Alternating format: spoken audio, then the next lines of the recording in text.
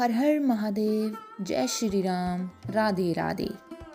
संस्कृति YouTube channel पर आपका हार्दिक स्वागत है। अगर आपको हमारी वीडियोस अच्छी लगती हैं तो हमारे चैनल को सब्सक्राइब करना ना भूलें और हमारी यूट्यूब फैमिली का हिस्सा ज़रूर बनें।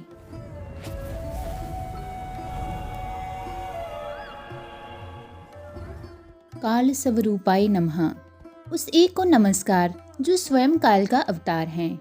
भगवान शिव के अनेक शक्तिशाली नामों में महाकाल का विशेष स्थान है। संस्कृत में महा का अर्थ महान होता है और काल का अर्थ समय या मृत्यु होता है। इस प्रकार महाकाल का अर्थ है महान समय या समय और मृत्यु का स्वामी। लेकिन ये उपाधि केवल प्रीतात्मक नहीं है। ये हिंदू धर्म ग्रंथों, दर्शन और योग ज्ञान में पाए जाने वाले गहन आध्यात्मिक सत्यों को प्रकट करती है। आइए महाकाल के रूप में भगवान शिव की उत्पत्ति, अर्थ और गहन महत्व की जानकारी प्राप्त करते हैं। हिंदू दर्शन में समय, सनातन धर्म में समय केवल घटनाओं को मापने का एक तरीका नहीं है। ये एक जीवन शक्ति है जिसे अक्सर ब्रह्मांड में सबसे शक्तिशाली शक्ति माना जाता है।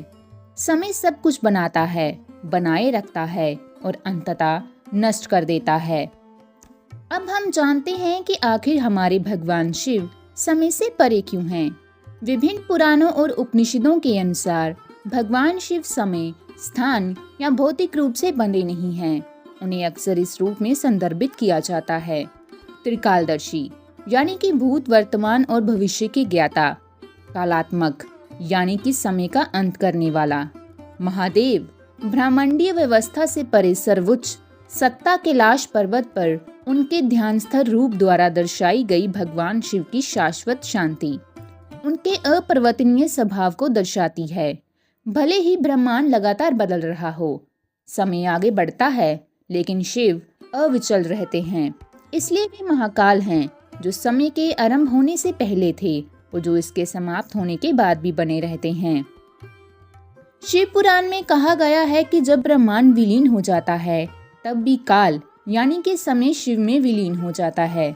सृजन, संरक्षण और विनाश की ये चक्रीय प्रक्रिया यानी कि सृष्टि, स्थिति और संहार त्रिमूर्ति में सन्निहित है, जिसमें शिव परिवर्तन की अंतिम शक्ति हैं। मध्य प्रदेश के उज्जैन में महाकालेश्वर ज्योतिर्लिंग 12 पवित्र ज्योतिर्लिंगों में से एक है और शायद महाकाल का सबसे शक्तिशाली प्रतिनिधित्व है। यहाँ भगवान शिव की पूजा उनके प्रचंड रूप महाकाल में की जाती है, जो सभी नकारात्मक शक्तियों का नाश करने वाले और समय के परम शासक हैं। अद्वितीय रूप से वे एकमात्र दक्षिणमुखी ज्योतिर्लिंग है, जो मृत्यु पर उनके नियंत्रण का प्रतीक है। भस्म आरती, जिसमें हर सुबह शमशान की राख शिवलिंग पर चढ़ाई जाती है, ये मृत्यु और अनित्यता पर भगवान शिव के प्रभुत्व को दर्शाती है। शिव को महाकाल कहना केवल एक पौराणिक नाम नहीं है, इसकी गहरी आध्यात्मिक प्रासंगिकता है। शिव सिखाते हैं कि समय के साथ हर चीज बदल जाएगी, क्षय हो जाएगी या मर जाएगी। महाकाल का ध्यान करने से हमें बुढ़ापे, हानि या मृत्यु के भय जैसे समयबद्ध चिंताओं से परे जाने की याद दिलाई जाती है। महाकाल से जुड़ने वाले भक्त आंतरिक शांति, वैराग्य और समय के भ्रम से मुक्ति चाहते हैं। योगिक परंपरा में समय मन और अहंकार से जुड़ा हुआ है। जब मन शांत हो जाता है तो समय विलीन हो जाता है। शिव आदि योगी यानी कि प्रथम योगी, वे कालातीत शांति हैं।